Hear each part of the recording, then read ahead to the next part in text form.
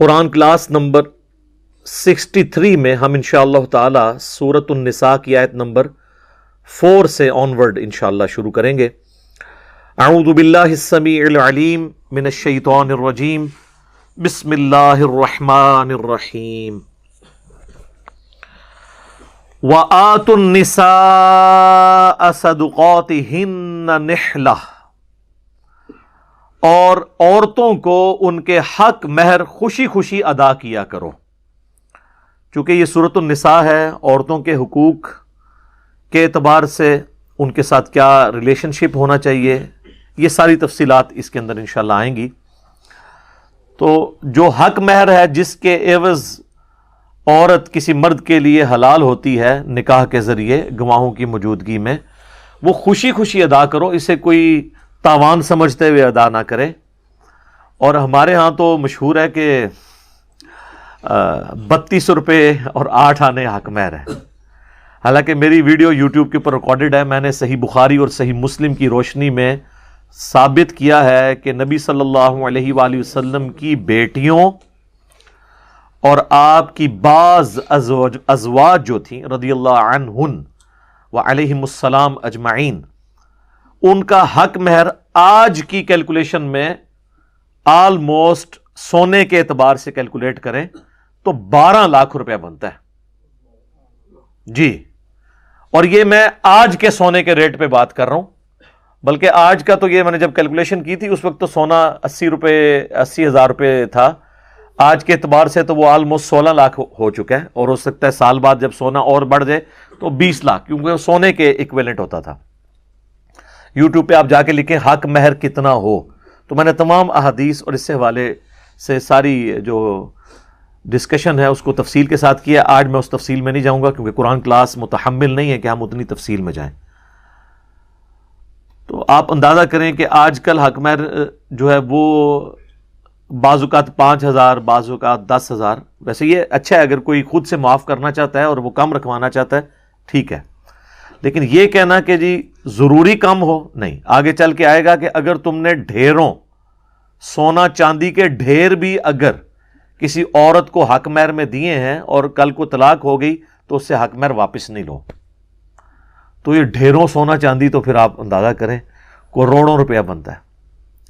لیکن اپنے کف میں رہنا چاہیے۔ سنن ابن ماجہ میں حدیث ہے اپنے کف ہم پلہ لوگوں میں شادی کرو۔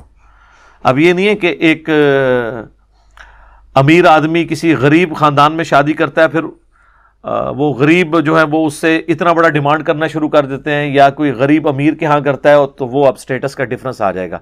اور عموماً یہ ڈفرنس ہوتا بہت کم ہے، فلموں میں ہوتا ہے زیادہ تر، عام زندگی میں یہ پاسبل ہی نہیں ہے کہ کف سے یا سٹیٹس سے ہٹ کے کوئی شادی کرے۔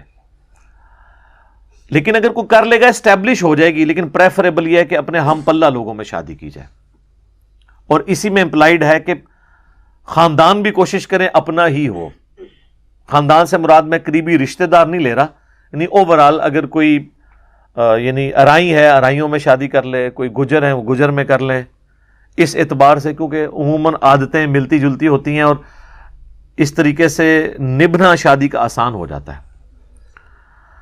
اب اگر کوئی یعنی پنجاب سے جا کے کے پی کے کسی علاقہ غیر سے کوئی جا کے شادی کر لیتا ہے جس کو اردو بھی نہیں آتی، تو ظاہر ہے کہ وہ پھر نبھنا اتنا آسان نہیں ہوتا، پھر عادتوں کا ماحول کا فرق ہوتا ہے۔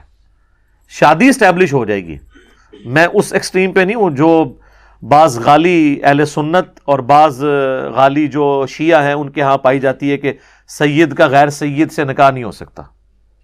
یہ بھی بالکل جعلی مسئلہ ہے، اور یہ بھی انڈیا پاکستان کا مسئلہ ہے۔ امام خمینی جو ایران کے انقلابی لیڈر تھے وہ خود سید تھے، ان کے داماد غیر سید ہیں، انہوں نے اپنی بیٹیاں غیر سید کو دی ہوئی ہیں۔ لہذا یہاں پہ جو مشہور ہے کہ جی وہ آپ نہیں کر سکتے، اور کہتے ہیں چلو کرنا بھی ہے تو بیٹی لے لو غیر سید سے، سید اپنی بیٹی غیر سید کو نہ دیں، یہ بھی مشہور ہے۔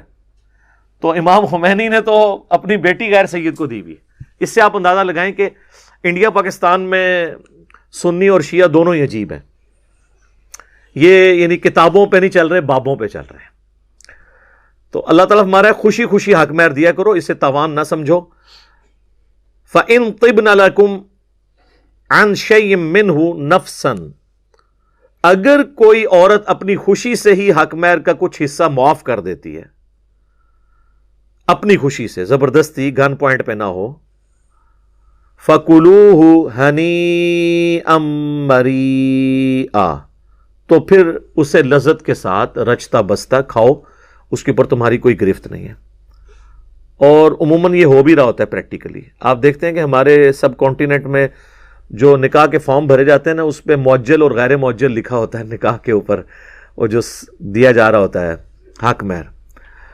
جو معجل ہوتا ہے، جو موقع پہ ادا کیا جاتا ہے، وہ 10,000 20,000 ہوتا ہے، غیر معجل لکھا ہوتا ہے 10 تولے سونا یا فلاں پلاٹ، اور بیسیکلی وہ ایک تھریٹ کرنے کے لیے کہ کہیں پہ یہ طلاق ہی نہ دے دے اپنی بیوی کو۔ اس طریقے سے تو نہیں رشتے نبھتے۔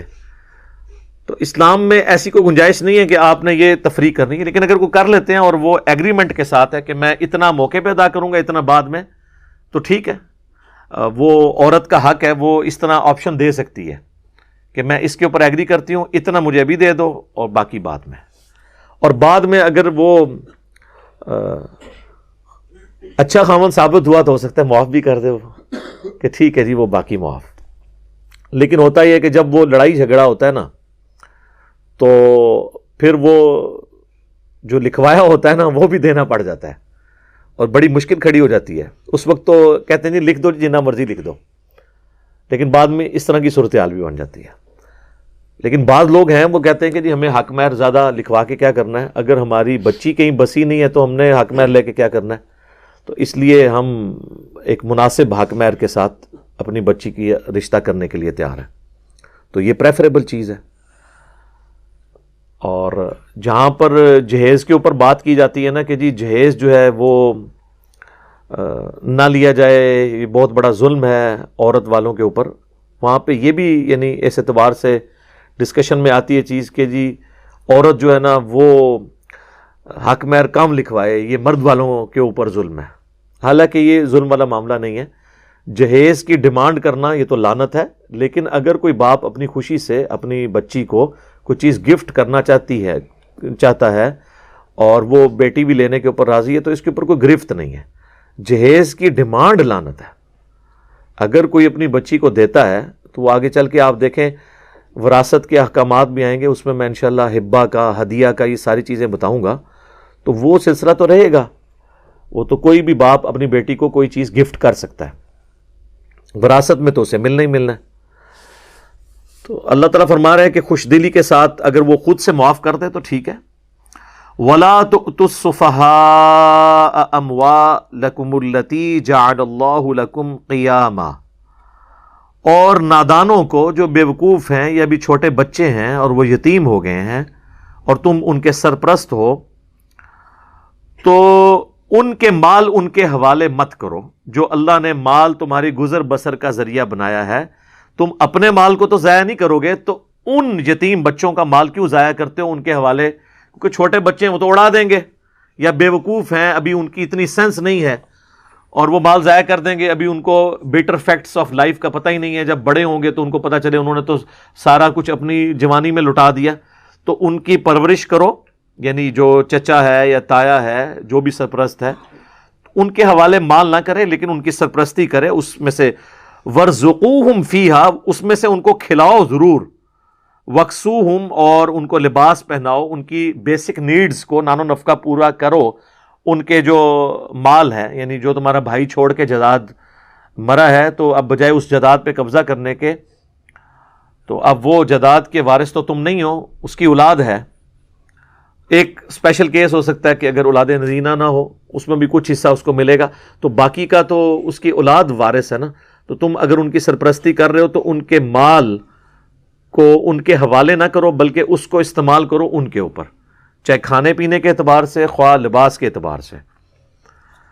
وَقُولُوا لَهُمْ قَوْلًا مَعْرُوفًا، اور ان سے بھلائی کے ساتھ بات کرو، اچھے طریقے سے پیش آؤ، جس طرح اپنی اولاد کے ساتھ۔ وَابْتَلُوا الْيَتَامَى حَتَّى إِذَا بَلَغُوا النِّكَاحَ، اور یتیموں کو آزماتے رہو یہاں تک کہ وہ بڑی عمر کو، نکاح کی عمر کو پہنچ جائیں۔ آزماتے رہو، یعنی ان کو وقتاً فوقتاً ان کی ٹریننگ کرتے رہو کہ پیسے کو ضائع نہیں کرنا. تھوڑے پیسے دیے اور دیکھا اس کا کیا ایٹیچیوڈ ہے، ان کو ایجوکیٹ کرتے رہو تاکہ جب وہ بڑے ہوں تو اب ان کے سر پہ باپ تو نہیں ہے، تم سرپرست ہو، تو ان کی اسی طریقے سے ٹریننگ کرو کہ جب بڑے ہوں تو اس مال کو ضائع نہ کریں.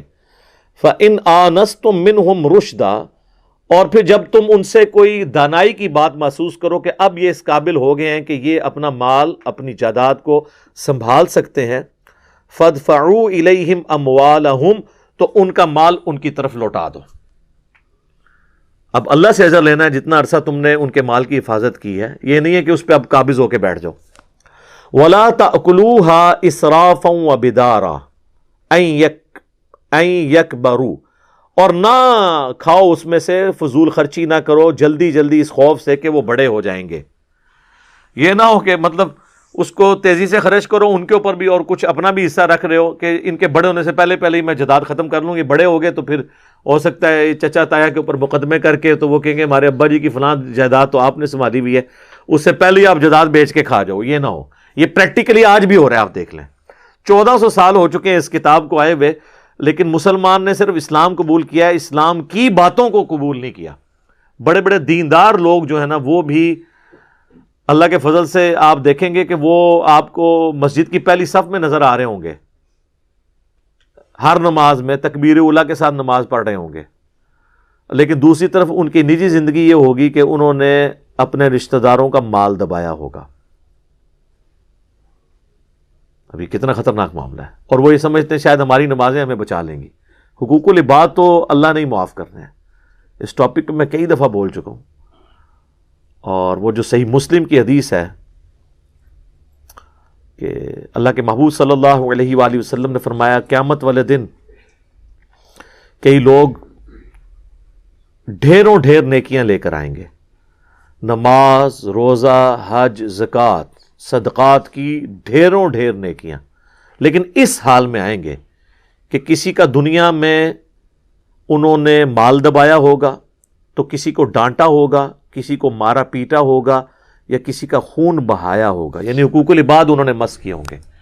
تو وہ لوگ قیامت والے دن آ کر اللہ سے کہیں گے کہ آج تو بدلے کا دن ہے، ہمیں بدلہ چاہیے.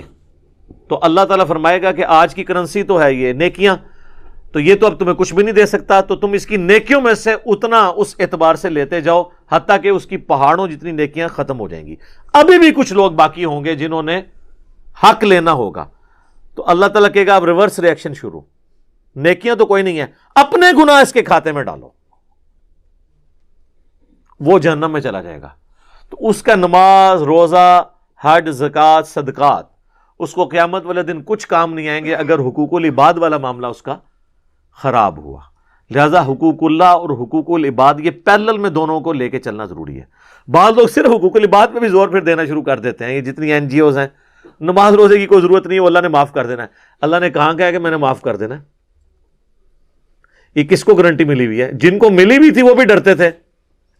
جامعہ ترمذی میں حدیث ہے، سیدنا عثمان جب کبھی بھی قبرستان میں جاتے اتنا روتے کہ ان کی داڑھی آنسوؤں سے تر ہو جاتی. تو لوگ کہتے کہ آپ قبرستان آ کے اتنا کیوں روتے ہیں؟ تو وہ فرماتے کہ میں نے خود اللہ کے محبوب صلی اللہ علیہ وآلہ وسلم سے یہ بات سنی تھی کہ قبر آخرت کی منازل میں سے پہلی منزل ہے، جس کی یہ منزل آسان ہوئی اس کی اگلی منازل بھی آسان ہوں گی، اور جو اس میں پھنس گیا اس کی اگلی منازل مشکل در مشکل ہو جائیں گی. اور یہ وہ شخصیت ہیں جن کو کم از کم 3 دفعہ جنت کی بشارت ملی ہوئی ہے. جامعہ ترمذی میں حدیث موجود ہے. اور تیسری دفعہ تو اللہ کے محبوب علیہ السلام نے فرمایا کہ عثمان جنتی ہے، آج کے بعد جو چاہے مرضی کرے. اور بخاری مسلم میں وہ حدیث تو الگ سے ہے کہ اصحاب بدر جنتی ہیں. سیدنا عثمان بھی اصحاب بدر میں اگرچہ شامل نہیں ہوئے تھے، لیکن وہ اصحاب بدر میں ہیں کیونکہ نبی الاسلام کی بیٹی ان کے عقد میں تھی، ان کی تیمارداری کر رہے تھے. نبی الاسلام نے مال غنیمت میں سے بھی ان کو حصہ دیا تھا. لیکن آپ دیکھ لیں ڈر کا مقام کیا تھا. تو جن کو گارنٹی ملی ہوئی تھی وہ تو ڈرتے تھے. ہاں یہ بات ہے کہ حقوق اللہ نے معاف کرنے ہیں جس کے لیے چاہے گا، حقوق العباد بندوں نے معاف کرنے ہیں. اگر بندے معاف نہیں کریں گے تو بدلہ ہی اس کا پھر وہ لیں گے. تو کون سا بندہ معاف کرے گا؟ آخرت میں تو ویسے ہی نیکیوں کی ضرورت ہے، کوئی بندہ معاف کرنے کے لیے تیار نہیں ہوگا. قرآن میں تو آتا ہے کہ بیوی شوہر سے، شوہر بیوی سے، بچے ماں باپ سے، ماں باپ اپنے بچوں سے بھاگ رہے ہوں گے. ہر شخص کو اپنی جان کی فکر ہوگی. اللہم حاسبنی حسابا یسیرا اللہم اجرنا من النار آمین۔ تو اللہ تعالیٰ فرما رہا ہے کسی کے مال اس طریقے سے اسراف نہ کرو کہ یہ بڑے ہو گئے تو واپس لے لیں گے۔ وَمَنْ كَانَ غَنِيًّا، جو کوئی سرپرست اگر خود امیر ہے، فَلْيَسْتَعْفِفْ، تو اسے چاہیے کہ یتیموں کے مال میں سے بالکل کچھ نہ لے، اس کو اللہ نے دیا ہوا ہے، ان یتیموں کا مال انہی کے اوپر لگائے۔ وَمَنْ كَانَ فَقِيرًا، ہاں اگر کوئی سرپرست خود غریب ہے تو اب چونکہ وہ سرپرستی کر رہا ہے اس کے عوض وہ تھوڑا بہت معاوضہ لے سکتا ہے، اس اعتبار سے کہ اب اگر ایک سرپرست ہے اور گھر کے افراد جو ہیں 8-10 ہیں تو ہنڈیا پکی ہے، تو اب وہ اتنا بھی اس کو پرہیزگاری کا وہ حیضہ نہ ہو جائے کہ میں اب یہ 8 بندوں میں اگر میں 9واں بندہ کھاؤں گا تو میری پکڑ ہوگی، اس طرح کی پکڑ نہیں ہوگی۔ یہ الا اللمم میں آنے والی چیزیں ہیں، بلکہ اس سے بھی کمتر اللہ تعالیٰ نے اس کو معاف کی کہ ظاہر ہے اتنا مشکل تو نہیں، اسلام تو ایک نیچرل دین ہے، یہ پاسبل نہیں ہے۔ اگر وہ غریب ہے فَلْيَأْكُلْ بِالْمَعْرُوف، تو معروف طریقے سے تم بھی اس میں سے کھا سکتے ہو۔ مثلا اگر وہ بچوں کو سکول چھوڑنے کے لیے جاتا ہے اور خود بیچارہ غریب ہے، تو جن بچوں کو سکول چھوڑنے کے لیے جا رہا ہے اگر وہ اس کے بھائی کی اولاد امیر ہے، اتنی وراثت، تو وہ اتنا پٹرول اس میں سے ڈلوا سکتا ہے، چونکہ وہ ان کی ڈیوٹی پوری کر رہا ہے تو پٹرول ڈلوا لے۔ کبھی کھانا کا ارینجمنٹ ہو تو ان کے گھر سے کھا بھی لے، پھر یہ نہ کہ جی اب یہ یتیم ہے میں اس کے مال میں سے کھا نہیں سکتا، اس لیول تک احتیاط کی ضرورت نہیں ہے۔ اور اگر کوئی غریب ہے تو وہ کھا بھی سکتا ہے، لیکن اڑانا نہیں ہے، بالمعروف مناسب مقدار میں۔ فَإِذَا دَفَعْتُمْ إِلَيْهِمْ أَمْوَالَهُمْ فَأَشْهِدُوا عَلَيْهِمْ، اور جب بڑے ہونے کے بعد تم ان یتیموں کا مال ان کے حوالے کرو نا تو اس پہ کچھ گواہ بھی کر لیا کرو۔ آج کل تو ظاہر ہے کہ اس سے بھی بہتر چیز ہے، ہر چیز ریٹن ریکارڈ میں ہوتی ہے۔ ایون آج کل تو سرپرستی والا معاملہ بھی بہت تھوڑا ہی ہوتا ہے، بینک بیلنس خود بخود آٹومیٹکلی ٹرانسفر ہو جاتا ہے، اور جائیداد بھی اگر نام پہ ہے وہ خود بخود آ جاتی ہے۔ لیکن جہاں پہ مسئلے ہوتے ہیں کہ کمبائنڈ ہوتی ہے اور ابھی وہ جائیداد تقسیم نہیں ہوئی ہوتی، مثلا 4 بھائی ہیں اور ایک گھر کے اندر رہ رہے ہیں، ان میں سے ایک بھائی مر جاتا ہے، تو بعض اوقات وہ 3 بھائی جو ہیں وہ اس کی بیوہ کو بچوں سمیت نکال کے ان کے میکے میں بھیج دیتے ہیں۔ یہ بھی ظلم کرتے ہیں لوگ، حالانکہ اس بھائی کا بھی تو حصہ وہاں پہ موجود ہے۔ تو وہ اگر وہ مانگیں تو پھر ان کو باقی تینوں کو وہ مکان بیچنا ہوگا، بیچ کے رسپیکٹو رقم ادا کرنی ہوگی۔ یہاں ہماری اکیڈمی میں لوگ رابطہ کر رہے ہوتے ہیں کہ جی وہ مکان ہے، جی اب کیا کریں، وہ مکان کے کمرے ان کو دے دیں، یہ کریں، تو میں ان کو یہی کہتا ہوں میرے بھائی اس کا تو سلوشن ہے کہ اس کو لیکویڈیٹ کرنا ہوگا، مکان تو بیچنا ہوگا۔ جب تک آپ کے سامنے کوئی رقم سامنے نہیں آتی تو آپ وراثت کو کس طرح تقسیم کریں گے؟ اس سے تو تقسیم ہو ہی نہیں سکتی ہے۔ یہ تو نہیں ہو سکتا کہ فرسٹ فلور اٹھا کے کوئی لے جائے دوسرے شہر میں، بیچنا ہی پڑے گا مکان کو۔ ہاں بیچ میں جو رہ رہے ہیں وہ کمروں کی آپ ڈویژن کر سکتے ہیں کہ وقتی طور پہ رہ لو، باقی یہ ہے کہ وہ کمرہ اگر کوئی بیچ میں رہ رہا ہے تو کمرہ تو اکیلا کوئی نہیں بیچ سکتا مکان میں سے، جب کبھی بھی مکان بکے گا وہ پورا ہی بکے گا نا۔ اور بعض اوقات ایسی مصیبت بھی کھڑی ہو جاتی ہے کہ بیچنے میں مصیبت بن جاتی ہے کہ پہلے تو بےچارے وہ اپنے گھر میں رہ رہے ہوتے ہیں، کل کو بیچنا جب پڑ جاتا ہے اور تو وہ بےچارے جو باقی 3 بچے ہوتے ہیں وہ بھی کرائے پہ چلے جاتے ہیں، ظاہر مکان جو ان کے ہاتھ سے جاتا رہتا ہے۔ تو بہتر یہ ہے کہ وہ جو 4 رہ رہے ہیں تو باقی 3 بھائیوں کا کام ہے کہ وہ جو بیوہ ہو گئی ہے عورت یا اس کے بچے ہیں تو ان کے سرپرستی کریں، ان کے ساتھ اخلاق کے ساتھ پیش آئیں، وہ ساتھ ہی رہیں ان کے، یا پھر اس بیوہ کی کہیں اور شادی کروا دیں۔ تو یہ باتیں اب ہے تو بڑی سیدھی سیدھی نظر آتی ہیں، لیکن پریکٹیکلی اس پہ عمل کرنا بڑا مشکل ہے۔ وَكَفَى بِاللَّهِ حَسِيبًا، اور اللہ حساب لینے کو کافی ہے، یعنی تم نے گواہ کر لیا، تم نے جائیداد پوری دی نہیں تھی، دنیا میں تم دھوکہ بھی کر لو گے، لیکن یاد رکھنا حساب و کتاب اللہ کے ہاں ہے۔ دنیا میں اگر تم قانون کو چکمہ دے بھی لو گے، اللہ کے حضور یہ چیز ایکسیپٹیبل نہیں ہوگی۔ زمین و آسمان کی ساری مخلوقات قیامت والے دن اگر کسی شخص کے حق میں گواہی دے دیں کہ اس نے یہ جرم نہیں کیا اور اس نے وہ جرم کیا ہو، تو کیا اللہ تعالیٰ کی عدالت ایسی عدالت ہے کہ وہ سب کی گواہی قبول کر لے گی؟ نہیں۔ لیکن دنیا میں ہو جاتا ہے، دنیا میں ایویڈنس کے اوپر چلتا ہے۔ اگر آپ اپنا جرم ثابت نہیں کر سکے کسی کے خلاف اور وہ مجرم ہے، سزا اس کو نہیں ہوگی۔ آخرت کے بغیر مسئلہ حل ہی نہیں ہو سکتا، کیونکہ یہ اللہ ہی ہے نا جو حساب رکھ سکتا ہے اس طرح کا۔ تو اس میں بات کرتا ہوں، اکثر لوگ یہ کہتے ہیں نا، دیکھیں جی وہ چھت پہ جانے کے لیے سیڑھی کی ضرورت ہے، تو اس طرح اللہ تعالیٰ تک پہنچنے کے لیے بابوں کی ضرورت ہے. تو ان کو پھر میں یہی مثال دیتا ہوں کہ اللہ کے بندو، اللہ کے لیے مثالیں نہ بیان کرو. اللہ تعالیٰ قرآن میں جگہ جگہ کہتا ہے میرے لیے مثالیں نہ بیان کرو. وَلَا تَقُولُوا عَلَى اللَّهِ إِلَّا الْحَقِّ، اللہ کے بارے میں صرف سچی بات کرو. اللہ کے لیے مثال بیان کرنا ہی فضول ہے. پھر اس کا جواب یہی ہے کہ دنیا کا کوئی چیف جسٹس ہو، اس کے سامنے 1000 داڑھیوں اور پگڑیوں والے گواہی دے دیں کہ یہ شخص قاتل ہے، اور وہ قاتل نہ ہو، وہ چیف جسٹس تو اس کے اوپر فرد جرم عائد کر دے گا. لیکن زمین و آسمان کی ساری مخلوقات مل کے کسی شخص کو قاتل کہیں، اللہ کے حضور اس کے دربار میں قاتل نہیں بنوا سکتے. تو پھر اللہ کے لیے تو مثال بیان ہی نہیں ہو سکتی یہ سیڑھی والی، کیونکہ اللہ کا جو ڈومین علیحدہ ہے، دنیا ایویڈنس پہ چلتی ہے، اور اللہ تعالیٰ تو ایویڈنس سے بھی اگلی چیز ہے. فرشتے بھی گواہی دے دیں آپ کے لیے، اگر آپ نے وہ کام ریاکاری کے طور پہ کیا ہے 0 سے ملٹیپلائی. جی صحیح مسلم میں حدیث نہیں ہے، قیامت والے دن ایک سخی کو، ایک شہید کو اور ایک قرآن کے قاری کو بلایا جائے گا. تو سر فرشتوں نے اسے قاری، سخی اور شہید لکھا ہوگا نا، کیونکہ فرشتوں کے پاس تو علم غیب نہیں ہے، وہ تو ظاہری عمل دیکھتے ہیں. فرشتوں کو نہیں پتا کہ آپ یہ جو عمل کر رہے ہیں یہ دکھلاوے کے لیے کر رہے ہیں یا اللہ کے لیے. تو اصل چیک ہے ہی اللہ. یہ جو ہے نا وَكَفَى بِاللَّهِ حَسِيبًا، اللہ حساب لینے کو کافی ہے. تو شہید لکھا ہوگا جبھی تو اس شہید کو بلایا جا رہا ہوگا نا. اللہ پوچھے گا ہاں بھائی، کہے گا یا اللہ جان تھی دے لی تیرے لیے. اللہ فرمائے گا تو نے اس لیے دی تاکہ لوگ تجھے بہادر کہیں، اور دنیا میں بڑے لوگوں نے تجھے بہادر کہا تو تمہیں دنیا میں اجر مل چکا، اوندھا منہ کر کے جہنم میں. پھر سخی کو بلایا جائے گا، وہ کہے گا یا اللہ میں نے کوئی موقع نہیں چھوڑا تھا کہ جہاں جہاں پر تیرا حکم ہو اور میں نے وہاں پر پیسے نہ خیرات کیے ہوں. مسجدیں بنوائی، دسترخوان چلائے، ہاسپٹلز بنائے، بہت کچھ کیا، بلکہ میں نے تیرے فرشتوں کو دھوکہ دینے کے لیے، میں اس میں ایڈ کر رہا ہوں، اور تیرے داڑھی اور پگڑیوں والے بزرگان دین کو دھوکہ دینے کے لیے مسجد کی وضو خانے کے اوپر نیم پلیٹ بھی اپنے نام کی لگوائی تھی. جا کے میرے محلے کے نمازیوں سے بھی پوچھ لے کہ وہ میں نے ہی بنوایا تھا وضو خانہ. تو اللہ فرمائے گا تو نے اس لیے سب کچھ کیا کہ لوگ تجھے سخی کہیں اور لوگوں نے تیری بڑی تعریف کی، یہی تیرے لیے اجر تھا. میرے ہاں آپ 0 سے ملٹیپلائی ہے، اوندھا منہ جہنم میں. قرآن کے قاری کو بلایا جائے گا، اللہ تعالیٰ کہے گا تجھے میں نے قرآن کا علم دیا تھا، تو کہے گا یا اللہ میں نے تو قرآن سیکھا اور سکھایا، یہی کام میں کرتا رہا، اس سے افضل کام اور کون سا ہو سکتا تھا. اللہ تعالیٰ فرمائے گا تو نے اس لیے کیا کہ لوگ تجھے قاری اور بڑا علامہ کہیں، تو بڑی لوگوں نے تیری تعریف کی، بلکہ تیرے اشتہار کے تو نام کے شروع میں بھی 5 دمیں لگتی تھیں اور بعد میں بھی 5 دمیں لگتی تھیں. یادگار اسلاف، مفسر قرآن، استاذ العلماء.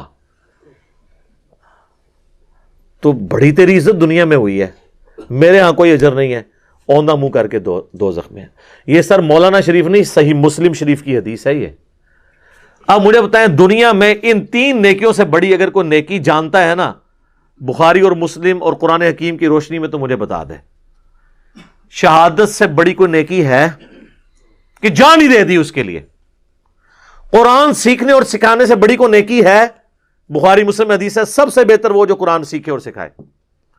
اور انفاق فی سبیل اللہ، جو قرآن میں 100 سے زیادہ مقامات پہ جس کی ترغیب دلائی گئی ہے، اس سے بڑی کوئی نیکی ہے؟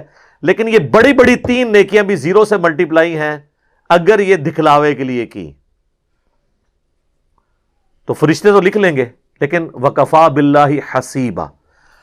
مسند احمد میں حدیث ہے جس نے دکھلاوے کے لیے روزہ رکھا اس نے شرک کیا، جس نے دکھلاوے کے لیے نماز پڑھی اس نے شرک کیا، اور جس نے دکھلاوے کے لیے صدقہ کیا اس نے بھی شرک کیا.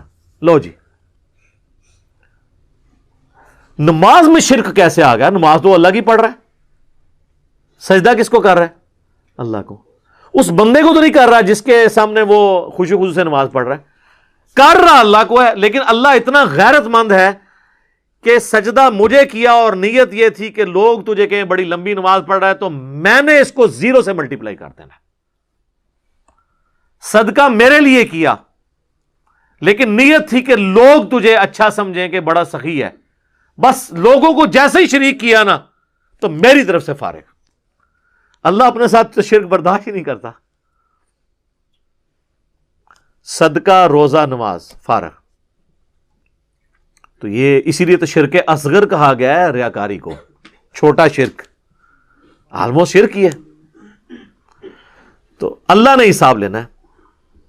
للرجال نصیب مما ترک الوالدان، مردوں کے لیے حصہ ہے جو اس کے ماں باپ چھوڑ کر مرے. والاقربون، اور قریبی رشتہ دار. وللنساء نصیب مما ترک الوالدان، اور عورتوں کے لیے حصہ ہے جو اس کے ماں باپ چھوڑ کر مرے. والاقربون، اور قریبی رشتہ دار. مما قل منہ او کثر، خواہ تھوڑا ہو کسی کے لیے خواہ زیادہ ہو.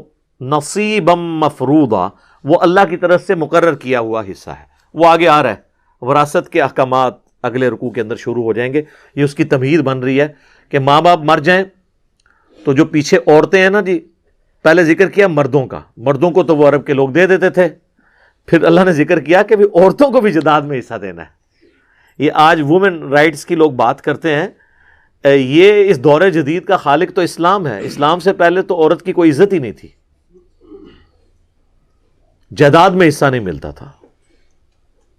ایون اسلام کے آنے کے بعد بھی جہاں جہاں اسلام کی دعوت صحیح طریقے سے نہیں پہنچی، آپ دیکھ لیں ہمارے اس ہندوانہ معاشرے میں، یہ تو اب ذرا تھوڑا لیٹسٹ دور ہے تو لوگ شرم محسوس کرتے ہیں، ورنہ ستی کی رسم ہوتی تھی. اگر خاوند مر گیا تو اس کی بیوی کو بھی اس کے ساتھ ہی جلا دیا جاتا تھا کہ اب اس کو زندہ رہنے کا حق بھی نہیں ہے.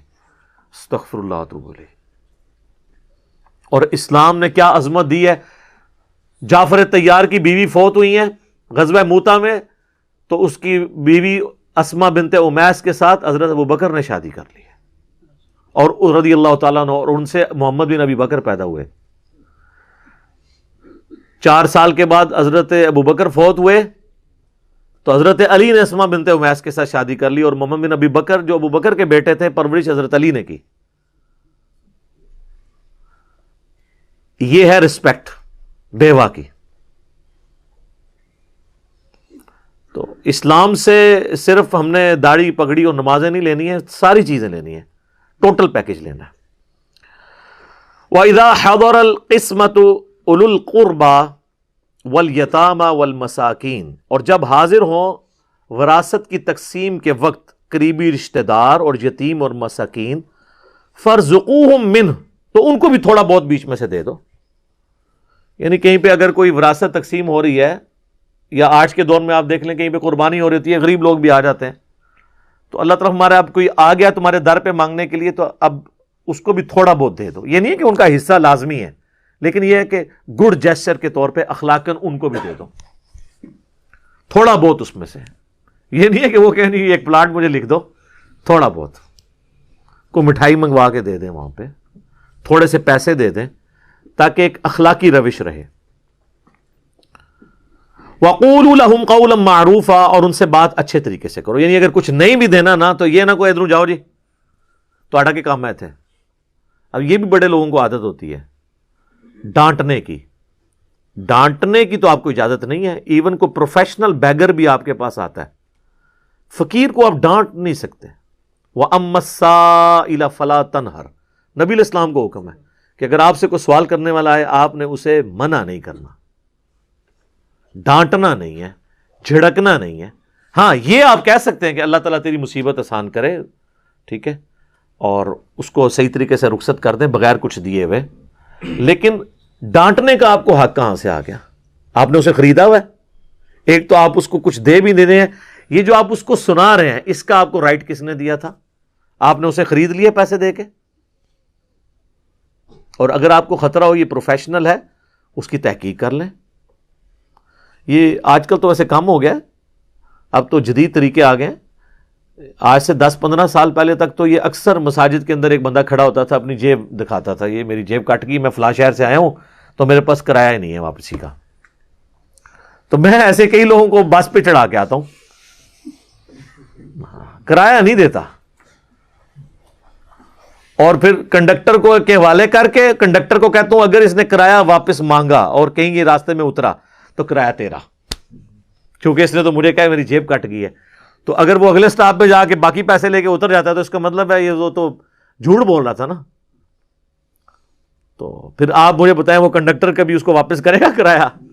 لے لو تو مجھے تو ثواب مل جائے گا. ہماری تو ون ون سچویشن ہے دونوں معاملات میں. تو اس طریقے سے آج کل تو اس کے ایڈوانس طریقے آ رہے ہیں, وہ کہتے ہیں جی ایزی لوڈ کروا دیں, ایزی پیسہ بھجوا دیں, بڑے بڑے طریقے بتاتے ہیں. تو اس کا طریقہ یہ ہے کہ جو کہہ دینا میری جیب کٹ گئی ہے تو اس کو کہیں کہ بھائی اپنے گھر سے ایزی پیسہ کروا لو, تمہیں فون پہ بات کروا دیتے ہیں جہاں کرنی ہے, وہاں سے منگوا لو, تمہارے بھی تو پیچھے کوئی ہے نا, تو وہ وہاں سے کروا دے گا. ہم نے کیوں تمہیں جو ہے وہ ایزی پیسہ کروانے یا پیسے دینے. وَلْيَخْشَ الَّذِينَ لَوْ تَرَكُوا مِنْ خَلْفِهِمْ ذُرِّيَّةً ضِعَافًا, ڈر جانا چاہیے یتیموں کے سرپرستوں کو کہ وہ یہ تصور کریں کہ اگر وہ اپنے پیچھے چھوٹے چھوٹے بچے چھوڑ جاتے, خافوا علیہم, تو وہ خود فکر مند ہو رہے ہوتے ان کے بارے میں کہ میرے مرنے کے بعد میرے بچوں کے ساتھ کیا ہوگا. تو یہ فکر تمہیں نہ ہوتی تو اب دوسروں کے بچوں کے بارے میں بھی ایسا ہی سوچو. ویسے یہ سب سے بیسٹ طریقہ ہے. اپنے آپ کو جب دوسری جگہ رکھ کے بندہ دیکھتا ہے نا تو پھر انسان کو سمجھ آتی ہے. ہمارے حکمرانوں کو, ہمارے بڑوں کو کبھی بھی ہمارے ایشوز کا پتہ نہیں چل سکتا جب تک کہ وہ خود اس فیز سے نہ گزرے. میرے بھائی جس کے گھر یو پی ایس ہے اس کو کیا پتا کہ جب لوڈ شیڈنگ ہوتی ہے تو کتنے مسئلے شروع ہو جاتے ہیں. وہ تو کہے گا سب کچھ ہیپی ہیپی ہے, کوئی مسئلہ ہی نہیں ہے. اب جہاں پہ یو پی ایس نہیں ہے اور ان کے بچوں کے پیپرز ہو رہے ہیں اور رات کو 8-8 10-10 گھنٹے بجلی نہ آئے تو وہ بچے اب کیسے پڑھائی کریں گے. میں کہتا ہوں جی 1-2 دن کے لیے بھی اگر آپ تھوڑی سی اپنی روٹین چینج کریں نا تو آپ کو لوگوں کی تکلیف کا احساس ہی ختم ہو جاتا ہے. میں آپ کو پرسنل بتاتا ہوں, میرے آفس جو ہے وہ میرا اسلام آباد میں گھر سے آلموسٹ 7-8 کلومیٹر ہوگا زیادہ سے زیادہ. تو میں موٹر بائک پہ میری روٹین, بیچ میں ایک عرصہ ایسا آیا کہ وہ سڑک کی کھدائی کی, انہوں نے نئی سڑک بنانی تھی. تو اب حالت یہ ہوتی تھی کہ ہم جب یہاں سے آفس جاتے تھے تو اس وقت تو اتنی گرد نہیں ہوتی تھی کیونکہ صبح سویرے اتنی ٹریفک نہیں ہوتی. واپسی پہ جب ہم اس سڑک سے آتے تھے نا تو وہ 7-8 کلومیٹر کا پیچ طے کر کے نا گھر آ کے نا آلموسٹ غسل واجب ہو چکا ہوتا تھا. اتنی مٹی, ہیلمٹ بھی پہنا ہوا ہے تو وہ صرف ساری بچا ہے نا, باقی تو پورے جسم کے اوپر. تو ہماری ایک روٹین تھی جتنے لوگ موٹر بائک پہ جانے والے کہ ہم لوگ آ کے پھر غسل کرتے تھے اور گزرنا بھی اسی راستے سے, کیا کریں اور کوئی الٹرنیٹو راستہ ہی نہیں ہے. ایک دن میری کوئی موٹر بائک کا ایشو تھا یا کوئی مسئلہ بن گیا تو میرے دوست نے کہا جی میں گاڑی میں نا آپ کو ساتھ لے جاؤں گا. تو اس دن میں اس کی گاڑی پہ گیا آفس. جب آفس سے واپس آیا گھر میں تو اب اس دن تو میرے پہ کوئی غسل واجب نہیں تھا, کوئی مٹی نہیں تھی, کچھ نہیں تھی. اچھا میں واپس آیا ہوں تو نارمل میں نے اپنے کام شروع کر دیے, لیکن مجھے ویسے ہی ایک نا یعنی بڑی عجیب سی کیفیت محسوس ہو رہی تھی کہ آج کوئی مسنگ ہے چیز. میں کہہ رہا تھا کیا مسئلہ ہے. ایک دن میں مجھے اس چیز کا احساس نہیں رہا کہ بھئی آج میں گاڑی میں آیا ہوں تو آج میرے پہ گرد نہیں ہے, آج میں نے غسل نہیں کیا ہوا. تو پھر میں نے اس دن سوچا کہ جو لوگ روزانہ گاڑی میں اس در سے گزرتے ہیں اور جا کے اسمبلی میں بیٹھ کے کہیں کہ یہ غریب لوگوں کا ہمیں احساس ہے, ہمیں تو ایک دن میں اپنا احساس ختم ہو گیا ہے. اور جنہوں نے پوری زندگی کبھی یہاں پہ دھوڑ مٹی کھائی نہیں ہے ان کو کہاں سے احساس ہو سکتا ہے کہ ایک عام آدمی کی زندگی کیسے گزر رہی ہے. تو یہ سب کے سب ہمیں عوام کا درد ہے, بڑے بڑے محلات میں رہنے والے اور اسی طریقے سے کینٹ ایریا میں سیکیورٹی کے اندر رہنے والے لوگوں کو کیا احساس کہ کینٹ کے باہر سیکیورٹی کے کیا ایشوز ہیں. لاکھ کوئی ٹویٹ کر کے اپنی حب الوطنی یا اپنی عوام سے محبت ثابت کرتا رہے, اس طرح ثابت ہونی نہیں ہے. دنیا ہی یہ وکھرا جہاں ہے میرے بھائی. جب تک آپ اس جہاں میں آئیں گے نہیں آپ کو اس تکلیف کا احساس ہی نہیں ہوگا. وہ شخص جس کو پک اینڈ ڈراپ آفس کی طرف سے ملی ہوئی ہے اس کو کیسے احساس ہوگا کہ موٹر بائک پہ جانے والا یا 4 گاڑیوں میں لٹک کے جانے والا کس طرح آفس میں پہنچتا ہے, اس کو کبھی احساس نہیں ہوگا. تو اللہ تعالیٰ فرما رہا ہے کہ ڈر جانا چاہیے ایسے لوگوں کو جو یتیموں کی پرورش کر رہے ہیں اس خوف سے کہ اگر وہ مر جائیں اور ان پیچھے چھوٹے چھوٹے بچے چھوڑیں تو ان کو کتنا غم ہوگا کہ میرے بچوں کا کیا بنے گا. تو دوسرے کے بچوں کو بھی اسی احساس کے ساتھ دیکھو. فَلْيَتَّقُوا اللَّهَ, پس ڈر جائیں وہ اللہ سے, وَلْيَقُولُوا قَوْلًا سَدِيدًا، اور وہی بات کہیں جو درست ہو، کسی کا مال نہ ہتھیائیں، جو پوری پوری جائیداد ہے وہ حوالے کریں، ورثاء کے، کوئی جھوٹ نہ بولیں۔ بعض اوقات لوگ جھوٹ بھی بولتے ہیں نا، کسی میت پہ کوئی مولانا صاحب پہنچ جاتے ہیں نا، تو وہ اس کے بچے بچارے کوئی 8-10 سال کے بعد آئے ہوتے ہیں وہ باپ کو دفنانے کے لیے صرف، تو وہ پھر وہیں پہ میت پہ بھی بیٹھ کے کہہ رہے ہوتے ہیں جی آخری دن کہندے سن کہ اے لاڑا پلاٹ ہے میں مسجد نو دے دینا ہے۔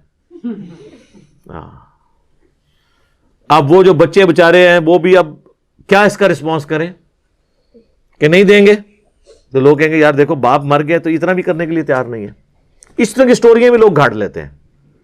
تو اللہ تعالیٰ مرے، اللہ سے ڈر جاؤ، کوئی اس طرح کی بات نہ کرو۔ کئی لوگ ہمیں بھی رابطہ کرتے ہیں کہ جی وہ میرا بھائی ہے جی وہ مر گیا جی، اس نے وہ مجھ سے اظہار کیا تھا کہ یہ جو فلاں مکان ہے میں تجھے لکھ دوں گا۔ میں کہتا ہوں بھائی مر گیا؟ ہاں جی مر گیا۔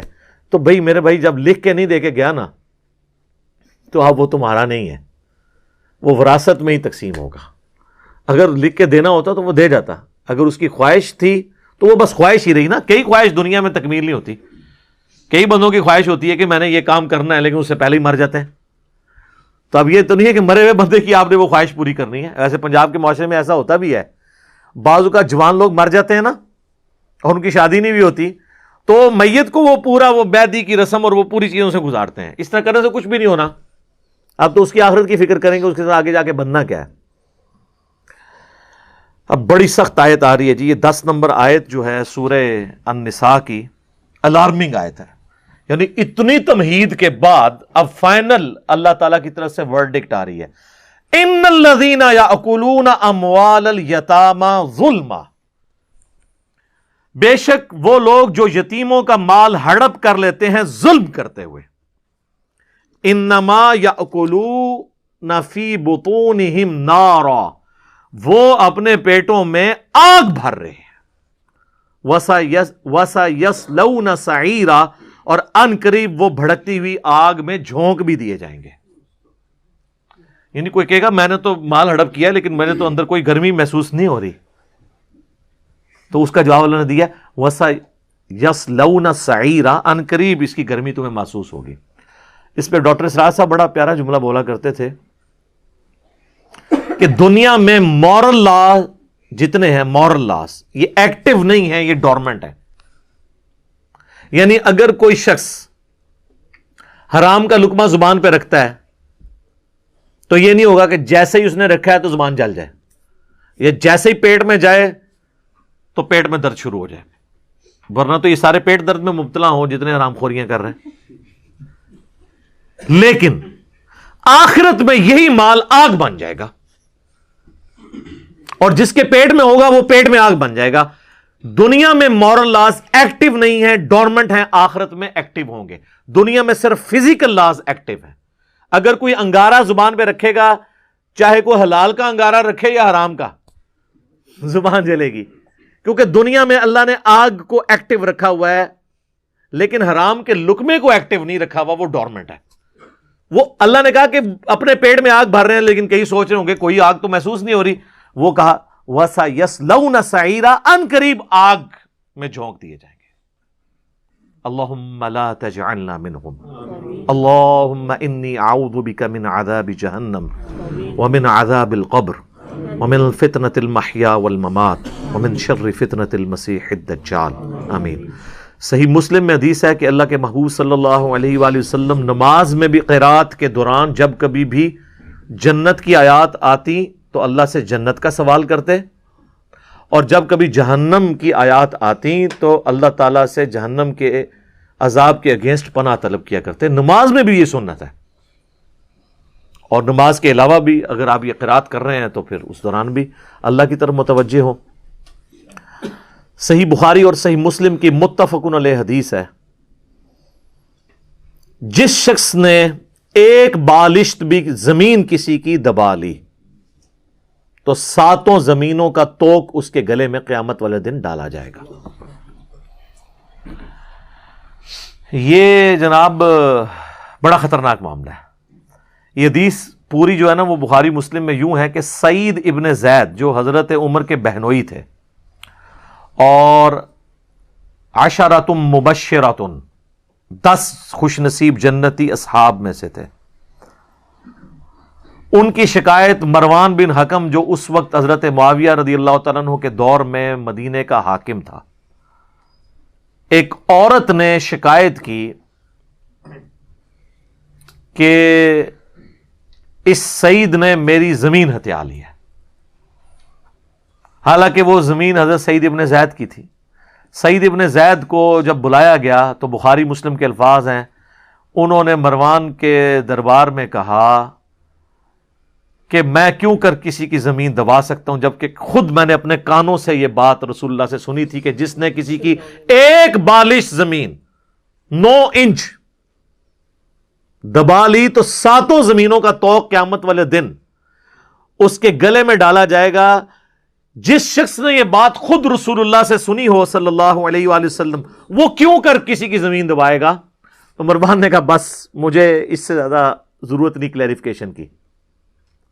صحابی تھے، ان کی گواہی عادلانہ تھی. لیکن سعید ابن زید کا غصہ نہیں ٹھنڈا ہوا. انہوں نے کہا اس عورت نے میرے اوپر الزام لگایا نا. تو انہوں نے کہا اے اللہ میں دعا کرتا ہوں کہ اس کو اس کی زمین میں ہی نا عبرت ناک موت دینا جس نے میرے اوپر یہ جھوٹا الزام لگایا. تو بخاری مسلم کے الفاظ ہیں کہ کچھ عرصے بعد وہ عورت پاگل ہو گئی اور وہ گلیوں میں چیختی چلاتی تھی. اسے ایسی بیماری لگ گئی اور وہ کہتی تھی مجھے سعید کی بد دعا لگ گئی ہے. اور ایک دن وہ اسی زمین کے پاس سے گزر رہی تھی تو ایک کنویں سے وہ اوندے منہ اس کنویں کے اندر گر گئی اور وہی اس کی قبر بنی. یہ حدیث بخاری میں بھی ہے، مسلم میں بھی ہے. مشکات کے اندر 30 جلد میں کرامات والے چیپٹر میں یہ نقل کیا انہوں نے. یہ صحابی کی کرامت ہے کہ ان کی بد دعا لگ گئی اس عورت کو. تو اس میں الفاظ ہیں کہ زمین و آسمان کا توق. یہاں تو میرے بھائی پورے پلاٹ پوری زمینیں ہڑپ کر جاتے ہیں، مختار نامہ لکھواتے ہیں، پھر کل کو قابض ہو جاتے ہیں. یہ آپ اکثر نہیں دیکھتے؟ یتیموں کی زمینوں کے اوپر قابض ہو جاتے ہیں. کتنے لوگ ہیں جو باپ کے مرنے کے بعد بہنوں کو جائیداد میں حصہ نہیں دیتے، اور جب ان کو کہیں حصہ دیں وہ کہتے ہیں بہنوں نے معاف کر دی ہے. بہنوں نے معاف اس لیے کی ہوتی ہے کہ بہنیں کہتی ہیں کہ یا پرا رکھ لیے یا جداد رکھ لیے. جداد لیں تو بھائی ناراض ہوتے ہیں، اور بہنیں تو انسیکیور رہتی ہیں کہ کل کو اگر طلاق ہوگی تو ہم پیچھے جائیں گی اپنے بھائی کے پاس ہی، تو اگر بگاڑی ہوگی تو پھر کدھر جائیں گی؟ پھر تو عیدی والوں کے پاس ہی جانا پڑے گا. یہ تو بھائیوں کی ذمہ داری ہے. ہمیں تو اکثر لوگ یہاں رابطہ کرتے ہیں، کہتے ہیں جی وہ معاف کرا لیے، جی وہ انہوں نے خود ہی کر دیا. خود کون معاف کرتا ہے؟ ان کو پتا ہوتا ہے کہ مانگنے سے ملنا تو کوئی نہیں ہے. تو میں کہتا ہوں آپ اس طرح کریں کہ جو ان کا حصہ ہے ان کے ہاتھ میں رکھیں، ان کے خاوند اور ان کے بچوں کی موجودگی میں تک نہ تو ان کو واپس کرتا ہے. اس عورت کا خاوند واپس کرنے دے گا؟ اس کے جوان بچے، اور وہ بھی آج کل کے 21ویں صدی کے بچے، وہ کہنے گے اما دفاع کرے تھے او بچے جنہوں نے نماز بھی نہیں پڑھی ہوئے گی وہ بھی کہنے گے جی اللہ کا حکم ہے، یہ تہاڈا حق ہے رکھو. ہاں جی، کیونکہ امت کا فتنہ جو ہے مال. جامع ترمذی میں حدیث ہے ہر امت کا کوئی نہ کوئی فتنہ ہے، میری امت کا فتنہ مال ہے. تو یہ ساری کہانیاں آپ کرواتے ہیں کہ جی وہ معاف کر دیا ہے. معاف تب ہوگا آپ ان کے حوالے کریں، ان کی یعنی ہاتھ میں ان کے اکاؤنٹ میں جائے وہ چیز، اس کے بعد وہ گفٹ اگر آپ کو دینا چاہتی ہیں تو ٹھیک ہے. تو یہ ظلم نہ کریں. اچھا بعض اوقات ویسے بعض بڑے نیک لوگ بھی ہیں ہمارے پاس، ایسے لوگوں نے بھی بارہا رابطہ کیا ہے کہ ہمارے والد صاحب فوت ہو گئے، انہوں نے اپنی زندگی میں ساری جائیداد بھائیوں کو دے دی، بہنوں کو کچھ بھی نہیں دیا، لیکن اب ہمیں ڈر ہے کہ وہ مرنے کے بعد اللہ کے عذاب میں ہوں گے. میں کہتا ہوں بالکل جی، قرآن کے رول کے تحت تو حقوق العباد کا معاملہ تو ہے. تو کہتے ہیں جی اب ہم اپنے باپ کو عذاب سے بچانا چاہتے ہیں، تو ہم چاہ رہے ہیں کہ ہم وہ جو جائیداد ہے اس کو ایونلی ڈسٹریبیوٹ کر کے جتنا حصہ عورتوں کا اپنی بہنوں کا بنتا ہے ان کے حوالے کریں. تو میں کہتا ہوں بالکل ضرور کریں. تو کہتے ہیں اس کے بعد کیا ہمارے والد کی جان چھوٹ جائے گی؟ تو میں کہتا ہوں ہاں انشاءاللہ اللہ سے امید ہے کہ اللہ تعالیٰ قیامت والے دن ان کو ان کی بچیوں کو ان سے راضی کر دے گا. جب ان کو حصہ مل جائے گا وہ ان کے لیے دعا کریں گی.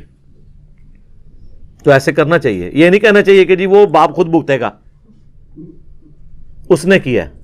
تو پھر ایسی اولاد کو میں کہتا ہوں آپ اتنی ناہنجار اولاد ہو کہ آپ کی خاطر وہ باپ پوری زندگی کمائی کرتا رہا، جوڑ کے آپ کے حوالے کر گیا اپنی محنت کا مال، اور آپ اتنے بغیرت ہو کہ اس کی کمائی میں سے اس کے عذاب کی تخفیف کے لیے کوشش نہیں کر رہے ہو. لعنت ایسی اولاد کے اوپر جو ان کی اپنی کمائی بھی نہیں ہے، ان کے باپ کی کمائی ہے، اور اس کمائی کو اپنے باپ کو عذاب سے بچانے کے لیے وہ خرچ کرنے کے لیے تیار نہیں ہے. یہ بات اگر اب تمہارا باپ دنیا میں واپس آ جائے تو میں دیکھتا ہوں تمہیں کیا دے. تو اگر آپ کو خوف خدا ہے اور واقعی آخرت کے حوالے سے فکر ہے تو پھر یہ ساری چیزیں کرنی چاہیے. یہاں پہ ہمارے سب کانٹیننٹ کے معاشرے کے اندر تو بڑے بڑے دیندار لوگ اپنی بہنوں کی بچیوں کی جائیداد کو دبا لیتے ہیں. اور اکثر یہ بھی ہوتا ہے وہ بھائی کہتے ہیں جی بہن کی جب شادی ہوئی تھی نا تو وہ والد صاحب نے اس کو جہیز دے دیا تھا. وہ بھائی جہیز جو ہے وہ وراثت تو نہیں ہے, وراثت تو مرنے کے بعد تقسیم ہوتی ہے. جہیز تو اس کا ہبہ اور ہدیہ تھا, اس نے اپنی مرضی سے دے دیا. اس میں بھی ٹھیک ہے, انصاف کرنا چاہیے ماں باپ کو بھی کہ سارے بچوں کو ایکولی ڈسٹریبیوٹ کریں جو زندگی میں ہدیہ دیتے ہیں. تو آج ٹائم آلموسٹ ختم ہونے والا ہے. وہ اگلی دفعہ میں پورا لیکچر صرف وراثت کے قوانین اور اس سے ریلیٹڈ مسائل پہ, چونکہ اگلی 2 آیات جو ہے نا وراثت سے ریلیٹڈ ہیں, اس کو ڈسکس کروں گا. لیکن دنیا کے اندر اگر آپ کو خوف خدا ہے تو آپ کو اگر اپنی بہنوں کے ساتھ واقعی پیار ہے یا اپنے ماں باپ کی آخرت کے ساتھ, تو اپنی بہنوں کو جائیداد میں حصہ دیں. صحیح بخاری اور صحیح مسلم کی حدیث ہے کہ جو لوگ دنیا میں مال جوڑتے رہتے ہیں نا اور اس میں سے حق نہیں ادا کرتے دوسروں کا اور اللہ کا, یعنی زکوٰۃ یا جائیداد دبا لی کسی کی, تو قیامت والے دن یہی مال ایک گنجے سانپ کی فارم میں ان کے اوپر مسلط کر دیا جائے گا جو اس کی بادشاہ چیرے گا. اور سورہ توبہ کے اندر تو اس سے بھی سخت الفاظ آئے ہیں کہ اللہ تعالیٰ فرماتا ہے ہم یہ جو سونا اور چاندی یہ لوگ جوڑ رہے ہیں نا, اسی سونے اور چاندی کو پگھلائیں گے, ان کے ماتھے, ان کی پیٹھیں اور پہلو ہم گرم کر کے داغیں گے. سر اللہ کو نانی ماں تو ہے نہیں ہے نا جی, کوئی ماں تو اپنی اولاد کو اس طرح کا عذاب نہیں دے سکتی ہے. لیکن اللہ تعالیٰ قرآن میں کہہ رہا ہے جس نے یہ کیا نا میں اس کے ساتھ یہ کروں گا, اس لیے کہ بھائی وہ اللہ ہے اور اللہ اپنے جذبات سے مغلوب نہیں ہوتا. ماں باپ اولاد جذبات سے مغلوب ہو سکتی ہے, اللہ تو مغلوب نہیں ہوگا. اس نے جو فیصلہ فرمایا ہے وہ کر دینا ہے, اور جب اس نے فیصلہ کر دینا ہے کوئی جان نہیں چھڑا سکتا, یہ ذہن میں رکھیے گا. تو یہ بڑا سینسٹیو ایشو ہے. عموماً ہمارے معاشرے کے اندر حقوق العباد کے اعتبار سے مذہبی طبقے کے اندر بہت زیادہ کمزوریاں پائی جاتی ہیں, اور وہ کہتے ہیں خیر ہے. میں کچھ عرصہ پہلے غامدی صاحب کو سن رہا تھا, انہوں نے بڑی پیاری بات کی کہ ہمارے ہاں لوگوں میں یہ روش ہے کہ ٹھیک ہے اگر بہن کی یا یتیم بھانجے بھانجیوں کی یا بھتیجوں کی جائیداد دبا لیے تو خیر ہے, تہجد میں اگر پہلے 8 نفل پڑھتے تھے تو 2 اور بڑھا لیں گے, تو قیامت والے دن وہ نیکیاں بڑھ جائیں گی تو خود بخود یہ بھی معاف ہو جائے گا. نہ سر اس طرح نہیں معاف ہونا, نہ اس طرح نہیں معاف ہونا. ایک کہانیاں دنیا چکراؤ, اللہ تعالیٰ نے وہ دونوں کا ایک سلسلہ ہی بالکل ڈیفرنٹ رکھا ہوا ہے. حقوق العباد کا معاملہ علیحدہ ہے, حقوق اللہ کا معاملہ علیحدہ ہے. یہ حقوق العباد کا ایشو ہے, یہ بہت کریٹیکل ایشو ہے. اس میں چھٹکارا نہیں ہو سکتا جب تک کہ وہ معاف خود نہ کر دے وہ بندہ. تو مجھے بتائیں آخرت میں کون معاف کرنے کے لیے تیار ہوگا جہاں لوگ ایک ایک نیکی کے پیچھے جھگڑ رہے ہوں گے؟ وہاں پہ کوئی معاف کرے گا؟ تو وہاں تو پھر پلے کوئی شے رہنی نہیں ہے.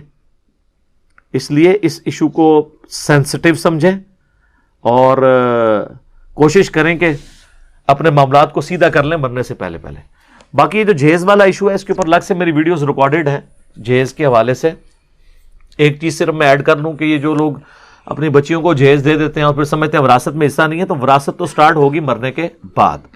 زندگی میں جو آپ دیتے ہیں یہ تحفہ ہے, تو اس میں پھر آپ کو تحفہ برابر دینا چاہیے.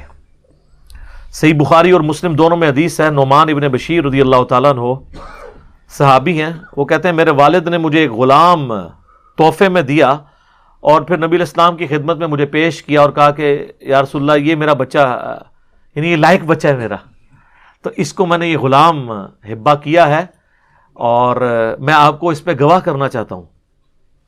آپ نے فرمایا تو نے اپنی باقی اولاد کو بھی ایک ایک غلام تحفے میں دے دیا ہے؟ کہا نہیں یا رسول اللہ.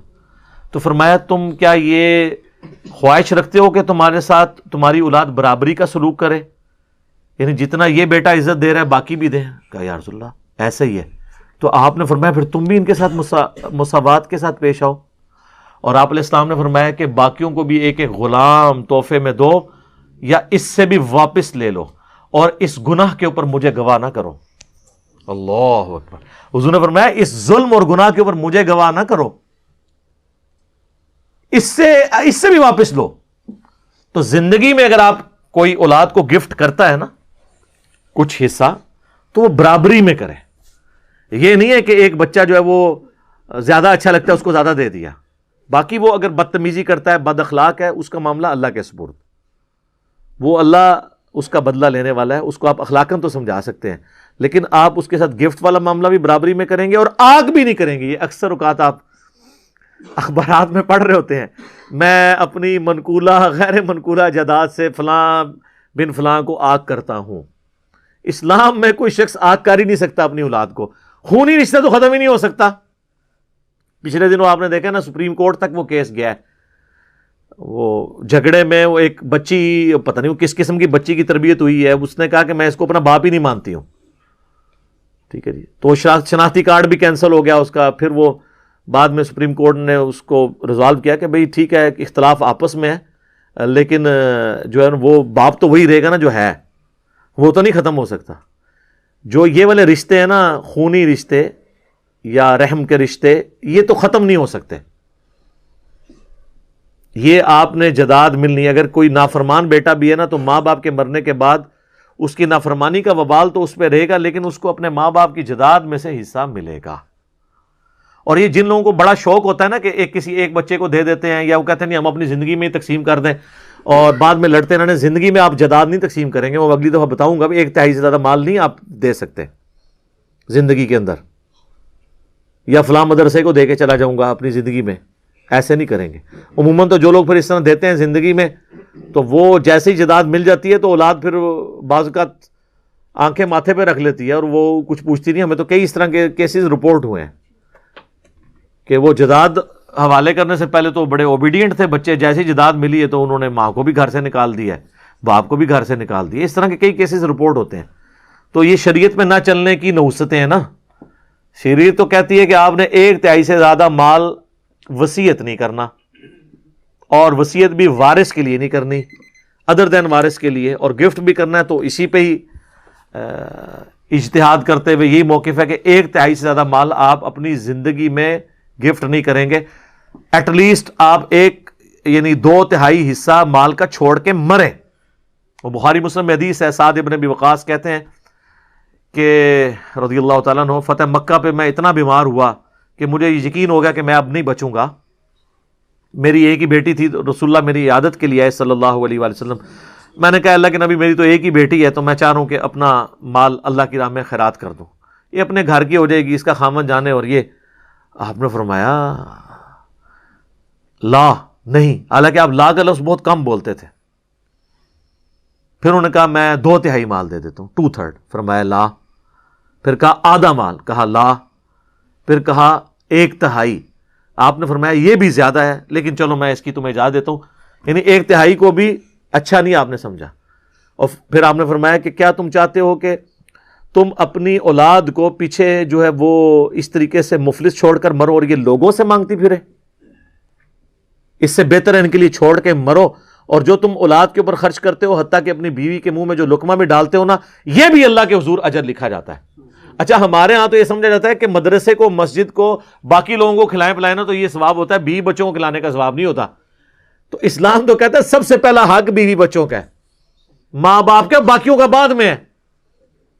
اس سے بھی بڑی بات صحیح مسلم میں حدیث ہے, نبی علیہ السلام نے فرمایا سبحان اللہ بھی صدقہ ہے, الحمدللہ بھی صدقہ ہے, لا الہ الا اللہ بھی صدقہ ہے, اللہ اکبر بھی صدقہ ہے, راستے سے تکلیف دہ چیز کو دور کرنا بھی صدقہ ہے, امر بالمعروف یعنی نیکی کا حکم دینا, ونہی عن المنکر اور برائی سے روکنا بھی صدقہ ہے, تمہارا اپنے بیویوں کے ساتھ ازدواجی تعلق قائم کرنا بھی صدقہ ہے. تو صحابہ نے کہا یا رسول اللہ اس میں بھی اجر ملے گا, یہ جو آخری بات ہے. تو آپ نے فرمایا اگر یہی ضرورت تم کسی اور طریقے سے پوری کرو تو کیا تمہیں گناہ ملے گا؟ انہوں نے کہا یا رسول اللہ ملے گا. تو فرمایا تمہیں اپنی بیویوں سے ازدواجی تعلق جو خالصتاً ایک آپ سمجھ لیں اینیمل انسٹنکٹ والا معاملہ ہے, یعنی وہ کوئی عام معاشرے میں تو اس کو ایک عجیب نظر سے دیکھا جاتا ہے کہ اس کے اوپر بھی ثواب, فرمایا اس پہ بھی ثواب ملے گا. تو جس اسلام کا یہ کانسیپٹ ہے کہ بیوی بچوں پہ لگانا ثواب ہے, ماں باپ پہ لگانا, بہن بھائیوں پہ لگانا. زکوٰۃ کا بھی اکثر لوگ پوچھ رہے ہوتے ہیں جی بہن کو بھائی کو زکوٰۃ دے سکتے ہیں؟ دے سکتے ہیں. صرف ماں باپ, دادی دادا, نانی نانا بیٹا بیٹی پوتا پوتی ان کو نہیں دے سکتے، باقی ہر ایک کو آپ دے سکتے ہیں. یعنی جس کے سلب سے آپ پیدا ہوئے ہیں یا آپ کے سلب سے جو پیدا ہوا ہے اس کو آپ زکات نہیں دیں گے. باقی سارے رشتے، سب سے زیادہ اگر کوئی حقدار ہے تو بہن بھائی ہیں زکات کے، خیرات کے، صدقات کے. انشاءاللہ اگلا لیکچر ہمارا جو 64 نمبر ہے وہ مکمل ان 2 آیات پہ ہوگا. میں انشاءاللہ وراثت کے احکامات، وراثت کسے کہتے ہیں، ہبہ کسے کہتے ہیں، گفٹ، وصیت کسے کہتے ہیں، اور کس طریقے سے وراثت تقسیم ہوتی ہے. یہ ذرا مشکل آیات ہے، میں اس میں 1-2 ایگزامپل بھی، نومیریکلز بھی آپ کو کرواؤں گا انشاءاللہ تعالی. اللہ تعالیٰ سے دعا ہے جو حق بات میں نے کہی اللہ تعالیٰ ہمارے دلوں میں راسخ فرمائے. اگر جذبات میں میرے منہ سے کوئی غلط بات نکل گئی تو اللہ تعالیٰ ہمارے دلوں ہی سے اسے محو کر دے، ہمیں معاف بھی فرما دے. ہمیں کتاب و سنت کی تعلیمات پر عمل کر کے دوسرے بھائیوں تک پہنچانے کی توفیق عطا فرمائے. سبحانک اللہم و بحمدک، اشہد ان لا الہ الا انت، استغفرک و اتوب الیک، وما علینا الا البلاغ المبین. جزاکم اللہ خیرا.